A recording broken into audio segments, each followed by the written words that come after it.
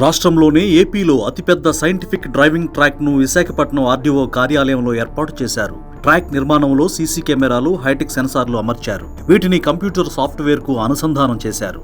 ట్రాక్లో డ్రైవింగ్ చేస్తున్న వ్యక్తి సెన్సార్లకు తగలకుండా వాహనాన్ని నడపాల్సి ఉంటుంది. ఒకవేళ రోడ్డు చివర తాకినా, డివైడర్ను ఢీకొట్టినా, మలుపుల్లో సక్రమంగా బండిని తిప్పకపోయినా సెన్సార్లు తక్షణమే పసిగట్టి డ్రైవింగ్కు అర్హత లేదని తేల్చేస్తాయి. ట్రాక్లో సాధారణ రోడ్లు, జారుడు తరహా రోడ్లు, స్పీడ్ బ్రేకర్లు, కుడి ఎడమవైపు మలుపులు, ట్రాఫిక్ సిగ్నల్స్ ఉంటాయి. వీటికి తగినట్లుగా డ్రైవింగ్ చేయాలి.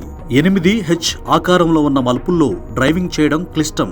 ఈ మలుపుల్లో డ్రైవింగ్ చేసే సామర్థ్యాన్ని పరిశీలించి అర్హులైన వారికి మాత్రమే అధికారులు లైసెన్సులు మంజూరు చేస్తున్నారు. 2 వీలర్స్కే కాకుండా భారీ వాహనాలకు కూడా ఇదే విధానాన్ని పాటిస్తున్నారు. దీనివల్ల లైసెన్స్ పొందిన వారు ప్రమాదాలను నివారించేలా డ్రైవింగ్ చేయగలిగే సామర్థ్యాన్ని పొందుతారని అధికారులు చెబుతున్నారు.